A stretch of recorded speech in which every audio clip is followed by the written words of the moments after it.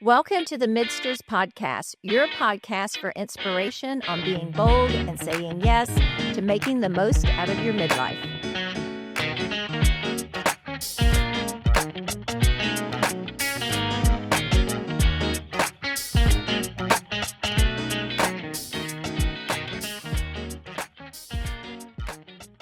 Are you ever struck with the thought that it would have been nice to have known something that you know now back in the day when you were a younger version of yourself, earlier in your midlife? Yes, there's several.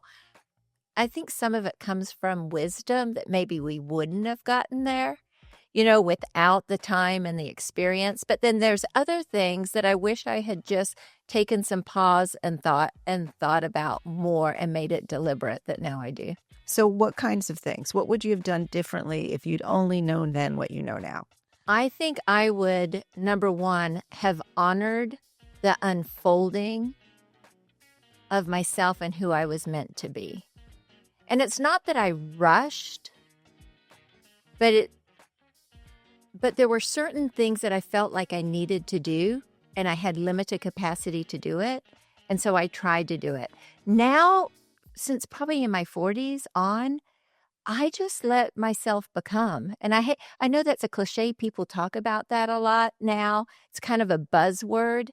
But honestly, if I had just slowed down and allowed myself to unfold to who I was meant to be, I think I would have been happier with who I was at a younger age as well. Not the parenting, not the wife. I mean, just being true to myself. Mm-hmm. And we talked about this the other day. I mean, even on this podcast and preparing for it, we don't do a lot of preparation, but we'll throw out an idea and think and talk about it.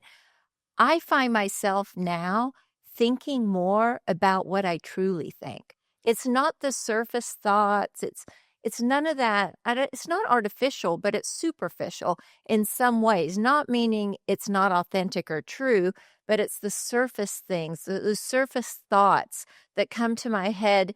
Maybe part of it is what's going on in culture or who I'm around or what environment I happen to be in. But now I sit and think about what I really think about something. And I wish I had done that at a much earlier age. That would be my number one.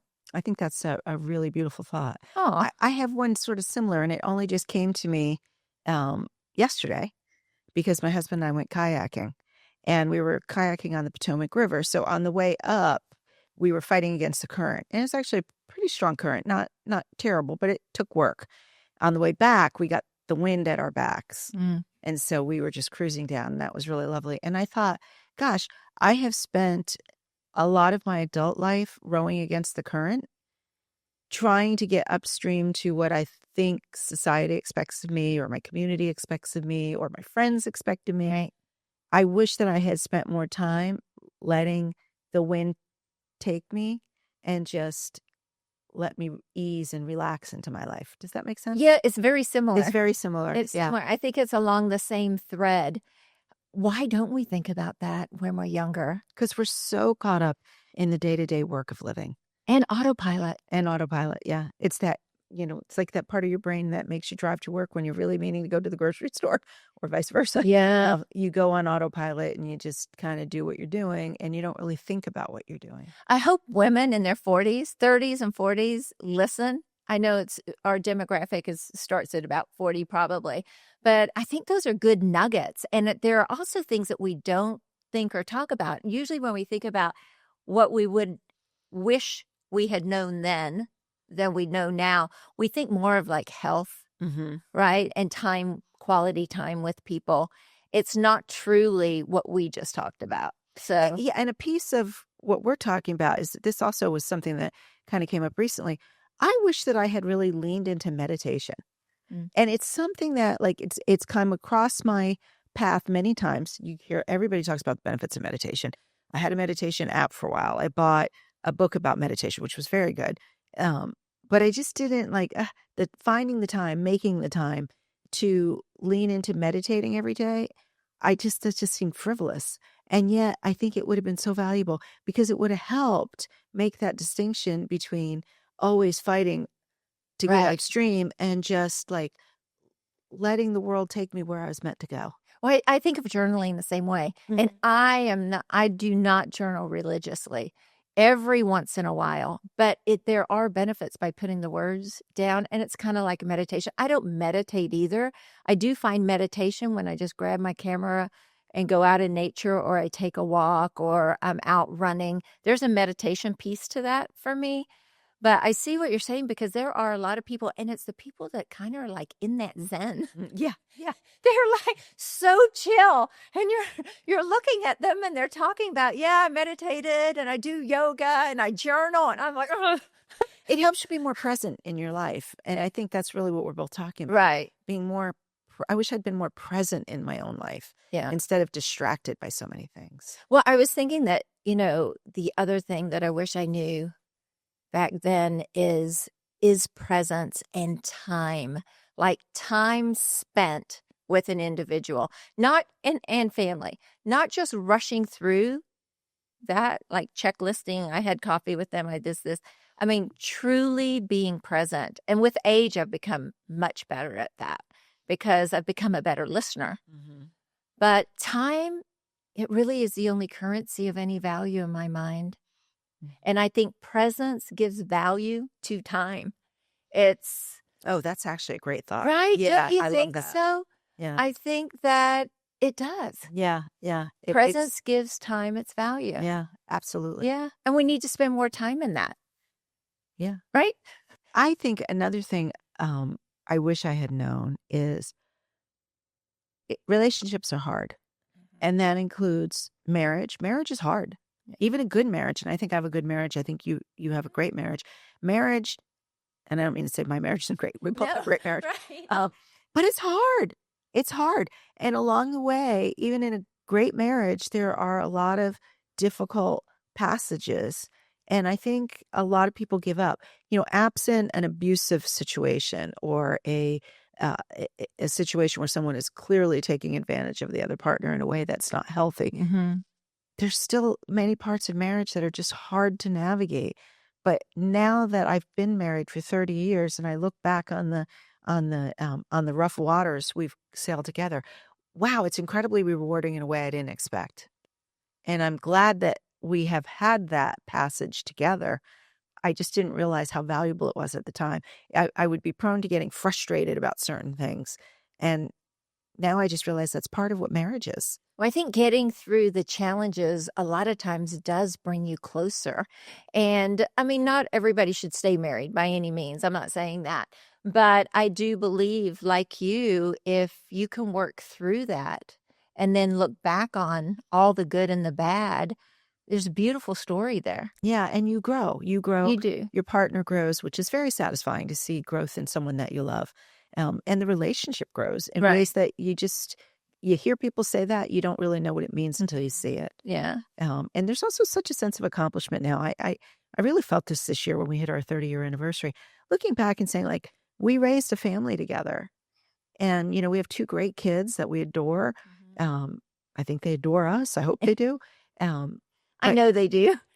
Creating that unit, creating that structure, that family, that's really a lovely thing to look back on as an accomplishment. True. And I just wish that I hadn't, in the moment, been allowed myself to get frustrated by individual things, but had recognized them more as part of the process of being in a relationship. Yeah. If that makes sense. Part of the ingredients. Yeah. Truly. Well, I think of our parent-child relationships as well in a similar way. Like when you're in it, you do get frustrated. And I have 2 children, as you know, 2 boys. And one who I adore both my boys. One was a bit of an outlier, beat to his own drum, quirky, like totally quirky. So whenever we were in a group of anything, everybody's going and conforming and doing what they're supposed to do. And then there's this other child that's doing something else, playing with turtles in the fish tank. I mean, just out there. And I used to look at him and say, look, you need to really come over here. And I sometimes, I don't want to say embarrassed, but I knew that everybody else is like, okay, what the kid over there and everyone's here, but just different things in general about this one son of mine. And now, and for a long time now, I relish, like, I love to be around him to see what quirky thing he's going to do. It has been his signature is not being in that conforming norm. It is just all these delightful oddities. I have a husband kind of like that too. Robert You has know? unusual interests. But I wish I had just relished in all of it and eaten it up and never said, hey, look how everybody else, all the other kids are. Maybe you should look at that as following that type of behavior and not be here. Why did I ever say that? I think a lot of parents fall prey to, and I know I did too. I mean, my son also had some quirky things. I mean, Yeah. he was like, for a very long time, the only child I knew that was expelled from preschool. And then I eventually met someone else whose kid was expelled from preschool. There's this feeling of our children are an extension of us. And therefore, like, they need to behave the way we want them to behave. They need to reflect well on who we are. When my kids were really small in the preschool, not the one he got expelled from, a different one, because obviously after he got expelled, he wasn't in that preschool anymore. There was a mom. It was a cooperative preschool, and we had to do parent training so that you could be in the classroom with your kids, right? So they would try to sort of teach us some basic skills and mindsets to have while in the room with everyone's children. And one of the things they asked was, what would you do if you were the cooperative parent on a particular day and your child was the one acting out? How would you handle it?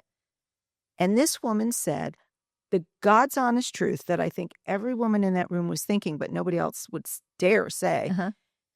She said, I gave up a high-powered job to be a stay-at-home mom, and my kids are therefore the only reflection of me out in the universe, and they damn well better behave. So if my kid was misbehaving, I'd be pulling him out in the hallway and telling him to get it together. Wow, she said it. Yes, and all the rest of us gasped because in this cooperative preschool environment, that was not the correct answer, but it was the honest answer. It was. And I wish I had known then that even though that's how we all feel, that's the wrong approach. Because our kids are not an extension of us. Right. They are unique individuals from the day they're born. Some of them are quirky. Yeah. Some of them have trouble following rules at school, but they're all beautiful and valuable. They and are. Our job is to let them blossom, whatever that takes. And sometimes that takes a lot of work. Yeah. And it can vary child to child. It's celebrating that individualism. Individual, right. And as adults, we realize now, I think, we're attracted, and what I mean by that, energy-wise, being around people that stand out on their own. They're not like everybody else. They don't try to be. They're just who they are. They're my favorite people, oddities and all. They are definitely my favorite people. I was thinking another thing that I wish I had known then that I know now, and I think we all fall into this trap, and I actually think it's just it's part of development and age, but we focus on ourselves, the way we look, the way we act, what we've accomplished, how we present ourselves to others at a very young age. Is my hair out of place? Is my makeup? Do I have the right clothes on? Am I fit enough? All these things that we feel people need to see, when in fact, as we get older, we realize that that's not what matters. And I wish I had spent as much time or more cultivating the other things about me, like building confidence, building resilience, loving unconditionally. Those things that really matter for the length of your life. I mean, those are the things that are going to be fulfilling. Those are the things that are going to attract the right people in your circle and keep them there. And it's also a gift to your kids and those around you. But we're so focused on the external, not the internal. Not the internal. And that is what matters. If we only knew then, but I think that's a development piece as well. I think it's the way our brain develops. I think it's socially where we are as well. Like those things are important to youth and to a younger group, but it's not sustaining. And the other things are. And I think as sort of a partner to that, other external things that we focus on instead of focusing on the internal work of becoming ourselves is stuff. Yep. I really wish that I had known how little value stuff was going to have later. And that really only dawned on me when we sold the house and offloaded an attic full of stuff that we had accumulated, all of which felt important at the time we spent money on it. Mm-hmm. But stuff is never going to buy you happiness. No. It ends up in the attic. No, it does. It does. And I wish that I had spent, especially for the kids. And this is something for listeners out there. If you have young kids, don't be spending a lot of money for holidays and birthdays and toys and games and gifts. Have experiences with your kids. That's where the real value is. The magic. That's where the magic Yeah. is. So instead of, buying the latest video game console system, say, hey, we're going to go on a family trip together and you can pick where we go and, let them direct some of what they want to do and then have an experience that they're going to remember and you're going to remember. That's going back to the fact of being present. Yeah. And that time creates so much value. I mean, it's the same theory, right? It's the same idea of doing that. Anything else? I think I've talked to you about this before, but I do wish that, and it all connects. This is all connective tissue here. Before my parents passed away and some of my older relatives, I really wish I had taken the time to sit down with them and really get to know them and ask them things and record their story. I'm a person that loves stories. Right. I relate to the world through stories. But more than that, just like what we're doing here is, recording something for other people that they may be able to take some nugget from that will be valuable. There were so many valuable nuggets I left on the table because I didn't take the time to sit down and actually have a conversation with someone older than me. I was so caught up in what I was doing that I didn't think about what they could offer to me in terms of advice, Right. in terms of guidance. I think we're all like that. Yeah. A lot of people are like that. And that's where regret comes. And I don't want regrets. And I think you're right about that. And my parents are alive and it's something I should do. I've actually just started asking my father more about his Korean War experience because there were a lot of things that he never talked about and still doesn't want to. But it's the way that you share for the next generation as well. But it's not always the big things. It's the little things, like it's those favorite recipes. Yes. It's their favorite experience, how it felt to have their first child. What was it like when I said my first words? I mean, how did you feel? I think those things are important as well. And I think we should be talking about those things with our own children at an early age and not waiting until, you're old and dying.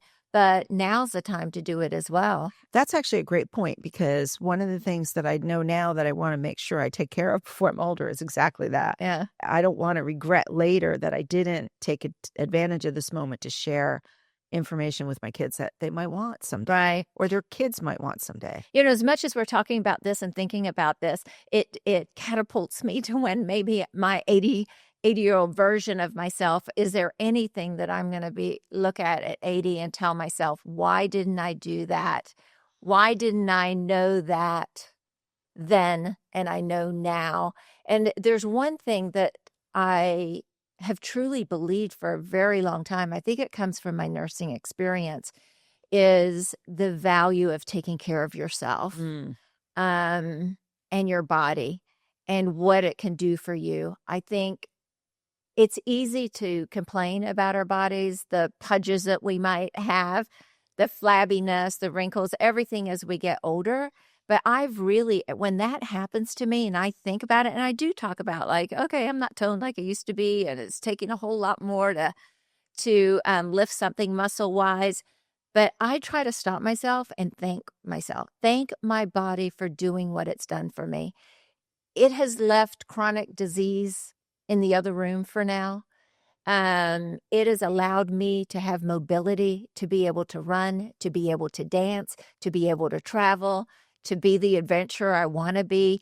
I am so thankful to my body for what it's done for me, and I want to take care of it so it can take care of me in the same way when I am in my 70s and my 80s. So I really try not to be in that mindset anymore and just be more thankful. And it actually makes me want to do more for it. Mm-hmm. You know, I'm talking about it's like it's separate from myself, but In a way, in some ways, yeah, the mind body right. connection, they are connected, but there is a difference as well. And I think we have to be appreciative. I think we need to honor what it's done for us. And I think we need to take care of it. And that's another way of being present, right? Yeah. Being present for your own, the mechanics that are you, the energy that is you. Yeah. Let me ask you another question. Okay. When you look back, is there anything that you're glad you knew then that you think you did particularly right because you had the right mindset, you were aware of something? Taking care of my body. Like I've always exercised. I've valued what it can do for me. And more than that, it's allowed me, more than the physical piece, it's really helped me mentally. And I just kind of fell into it. I've always liked to be active and I've always liked exercise. So that would probably be one thing that I feel like I've done right. Mm-hmm. Another thing that I feel like I've done right, and I think it's just because of my personality and maybe my character, is I love big. I feel a lot. I wear my emotions on my sleeve. So if I love you, you know it. There will not be regrets there. So I'm happy about that too. I think that is very much you. Thanks. You are very open with your love, and that's a beautiful thing. I think for me, I had neighbors, and when we first moved into our old house, our kids, Harry was a baby, Lindsay wasn't born yet. They had kids that were a little older, and she gave me a piece of advice that really stuck with me, and I'm so grateful that she passed it on. So I'm going to pass it on here because it's really the one thing I'm so glad I knew then. Mm-hmm. She said that she and her husband every year, they would each take a special one-on-one trip with one of their children. And it was a short trip. It was not meant to be extravagant. Yep. Just that child and that parent. The children got a chance to weigh in on where they were going to go. And they did it year after year after year after year. And I thought, wow, that's kind of a cool concept. So we started doing it when Harry was around 4. And then when Lindsay was 4, we started with her. And we would just switch off. One year I would take Harry, Dave would take Lindsay, the next year vice versa. Mm-hmm. And simple things like Harry one year wanted to go camping. So we went on a camping trip. And it rained and the tent blew down. And we ended up in a cabin in the Shenandoah and it leaked in a cabin. And it was a miserable, wet, horrible experience that we both adored because it was something we did together. And those are such great memories for the kids too. They're and it'll be a fabulous generational thing. And like Dave took Lindsay to New York and, they spent a weekend in New York. So like just not far away necessarily. As they got older, the trips did get a little bit further afield and involve a little bit more. But just that one-on-one time. And it sort of goes with this notion of like recognizing your children as the individual people they are when they're very young. It does two things. It makes them feel more confident in themselves. So you're giving them the gift of self-awareness, self-confidence, self-affirmation. But you're also giving yourself a chance to see the uniqueness of these people that you've brought into the world. You start to stop seeing them as an extension of you and seeing them for the reality of who they are. And those were really precious moments. And I'm just so glad we did them. Yeah. And in fact, my kids are now 29 and 26. And we still, to a certain degree, do those one-on-one things when we can.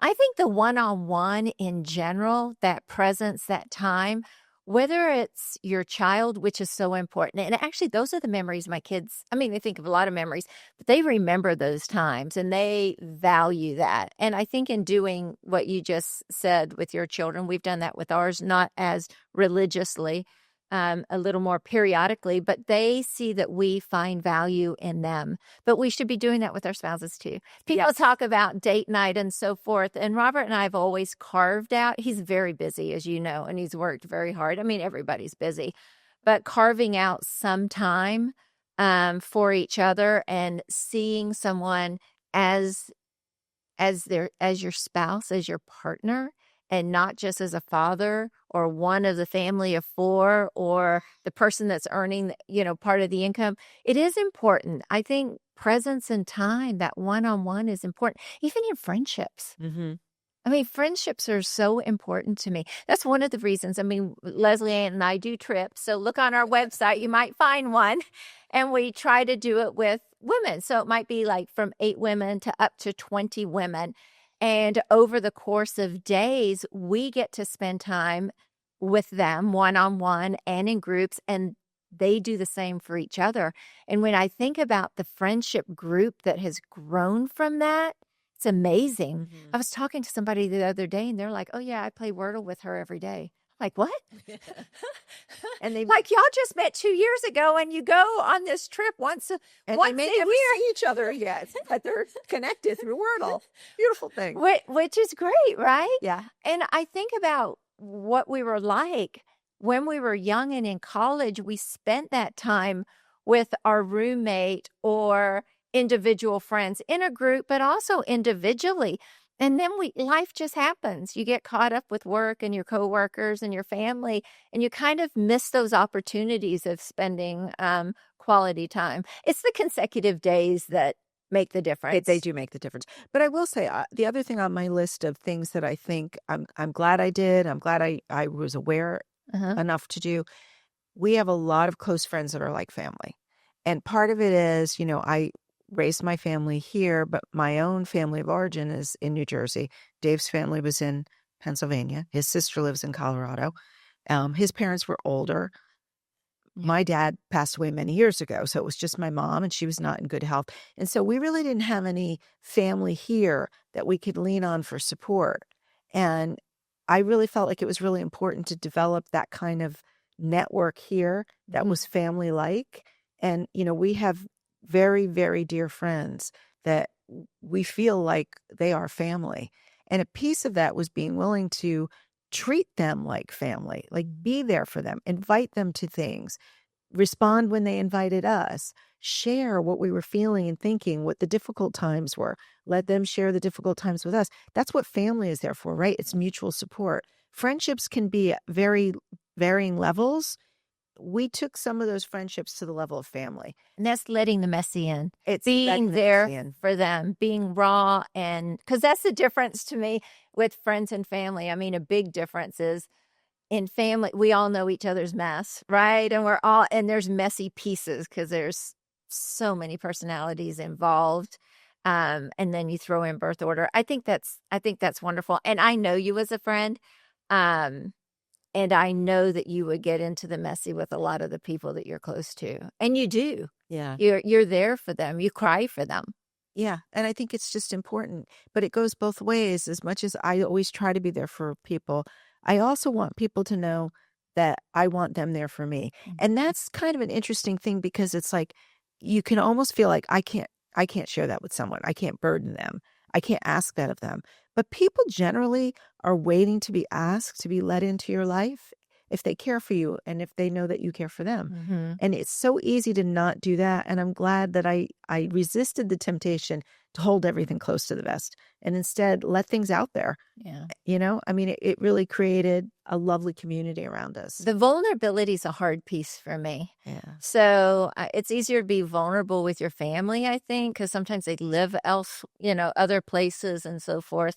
I think I was more vulnerable when I was younger. In my teen years, I shared more.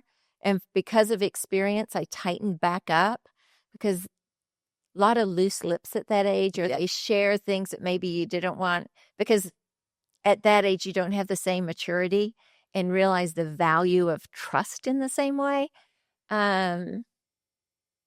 But that's grown over time for me. So even I struggle with vulnerability now in my friendships. There's just so much I share. I share a lot with you.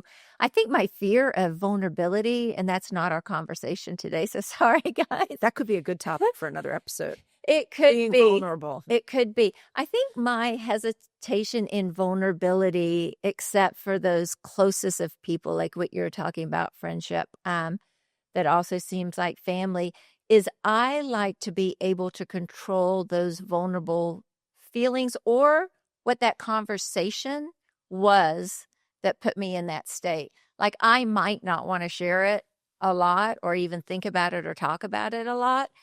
And if I share it with somebody, then I have to be aware that the next time I see them, they may give me a hug and say, well, how's such and such going? And I might not want to say that.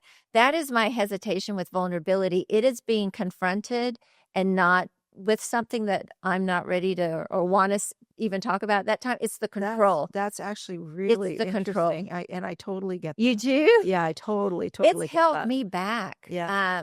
a lot. But let's leave the rest of that for another podcast topic. Yeah, interesting.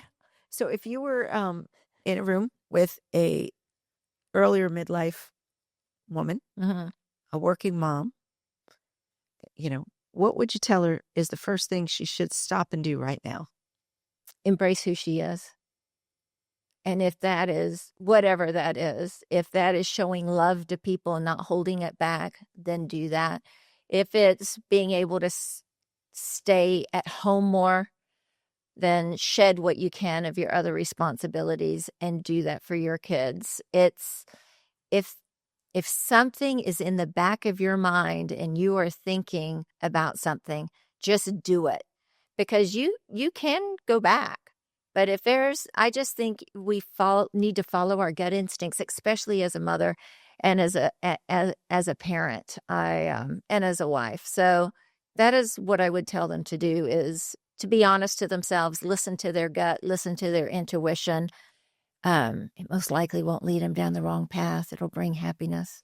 And if there's something, I would add to that, if there's something you really feel that you want to do, there's some change that you really feel you need to make. Maybe it's time to change a career. Maybe it's time to take on a hobby that you've been interested in, but seems like it's too hard to break into. Just do it. Make some step towards it. Make it a reality. To start talking about it to people. If you're into photography like we were, buy a camera. It doesn't have to be an expensive one. Find a point of entry for what it is your heart is calling you to do. That goes to your analogy at the beginning of our podcast, or at least somewhere in the beginning, is not going against the current. It is going with the flow, listening to yourself. It is going with the current. Let the wind be at your back. Yes. Well, we hope you've enjoyed this episode. If you are listening and you haven't yet had a chance to watch us on YouTube, we do have video format for these episodes. So go to YouTube, subscribe, and follow us there.